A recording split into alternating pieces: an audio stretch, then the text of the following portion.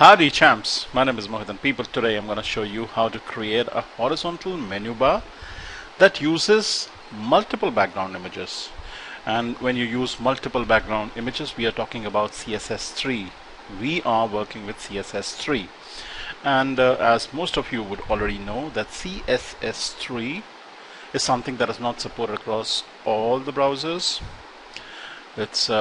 It finds compatibility. It's compatible with IE 9 Plus and all the other modern browsers. So what about versions of IE which are IE 8 and less? Well, when I'm actually working with the menu bar and I need to see my menu in IE 8 and less, I have done a workaround which we'll see in part number 1 of this tutorial. People, I'm only gonna confine myself to the preview, and that's it. All right, preview and a bird's eye view of how the code was actually done. This is the menu bar that probably will make you fall in love with it. Okay, now straight away let's have a look inside IE preview. Let's have a IE preview. I'm previewing the menu bar inside IE9. This is IE9, people, and notice that it drops down beautifully. Both the hover and the normal states are actually textures. I've used textures, people. You could have used gradients too. And the textures are actually formed by images. Okay, so the hover state is an image that is repeated along the x-axis. Basically, they are thin strands, hair-like strand structures, which are rubbing shoulders, which are standing erect, rubbing shoulders with each other. Right. So both the normal and the hover state are actually images. And look at item 1. Now notice that there are multiple background images, or two background images. One, the coffee colored texture, and the down arrow. Now how can we accommodate multiple background images? Obviously using CSS3, but then if you read about the background property, and when you use background images, I8 and below will not support it. Since I'm actually previewing it up in IE9, I'm good, but see what happens when I actually press F12 and drop down the version of IE. Alright, I'm gonna preview it up in IE8. Right, not too much of a loss, people. The way the code was written, all that happens is that the drop down menu works just equally well, except that the arrows facing downwards and towards the right have been taken away. Item 3.1 had an arrow facing right, towards the right, pointing towards the right. Item 1 had an arrow pointing towards the bottom, was somewhere out here. Alright, so they have disappeared, but there's not too much of a loss. It's okay. You see, anyways, we always hover upon the items, and the moment an item drops down, we come to know that yes, it's gonna, it's a drop down menu, or it's a menu that opens towards the right. Arrows do help to a little extent, but they are not absolutely compulsory, and we know that, right? So the code, the markup was done in such a way that there won't be a big loss when we are previewing things in IE8 706.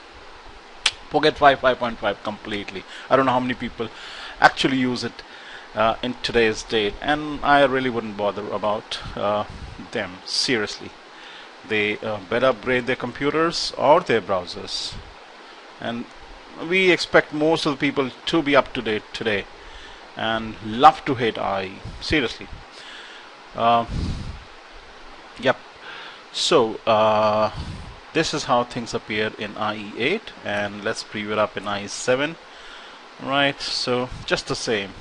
And let's also take up a preview in let's say Chrome this time, so non-IE browsers, and you see, perfect. So we are using two background images for item 3, item 3.1, etc.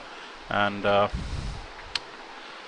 the horizontal menu bar works great out here. So most modern contemporary browsers will support multiple background images, and I have a workaround for IE 8, 7 and 6. Let's look at the code. As I said in part number 1, I'm not going to create the menu bar at all. It's just a browser preview and a bird's eye view of the code. A little bit of understanding of how things are actually done. Let me just expand the area, the code area a little bit. You see in line number 8, I say that please use the link tag to link up to the Spry menu bar horizontal.css file. Now this is the main file, that's main CSS file that's firing off the menu bar, which has 18 rules, as we can see out here in the CSS tab. 18 rules, people. But I've used a conditional comment out here. If the version of IE that you're using is less than, LT stands for less than, IE 9, so it's 8, 7 and 6. If it is so, then use a different CSS file, Spry menu bar horizontal, the same name as this, but you have a suffix ie.css. So I've made small alterations to the file, the CSS file, that's gonna fire the IE 8, 7 and 6 versions, right? So this is a conditional comment, people.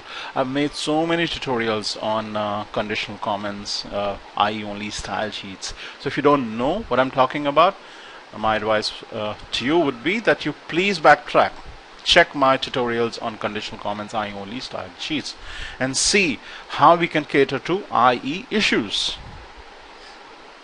just the way we have done today. All right, and let's look at this file, Spry menu bar horizontal.css. I'm going to redo the whole project again in the next part, people. This may run into 2 or 3 parts, but I'm going to do everything from scratch. So as I said, part 1 is just a preview and a little bit of understanding of the code, a bird's eye view actually. So let's go to the Spry menu bar horizontal.css file and scroll down and see where have I exactly used the multiple background images.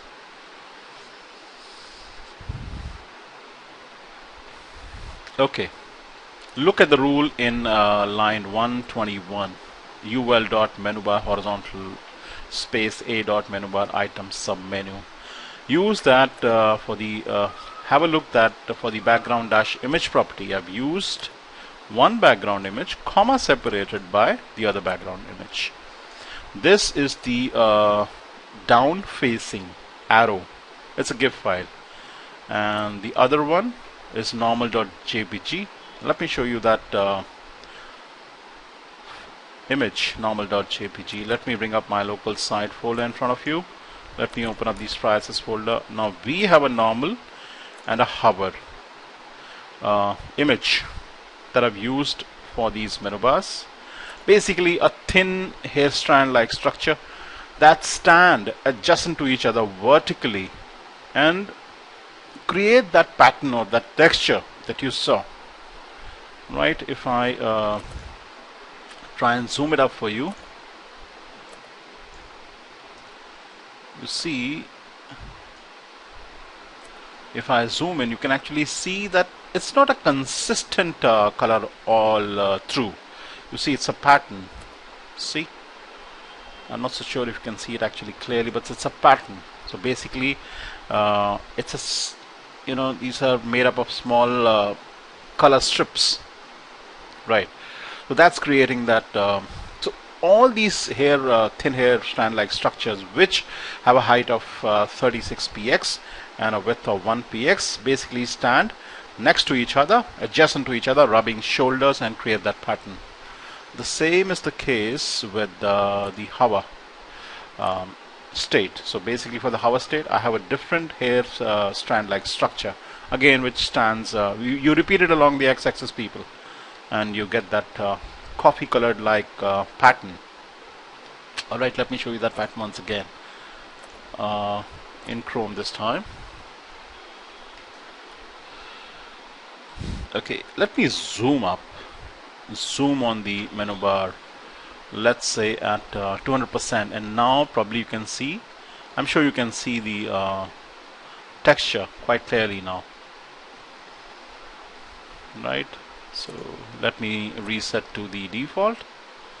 Alright, so you can create such thin hair like structures in Photoshop, in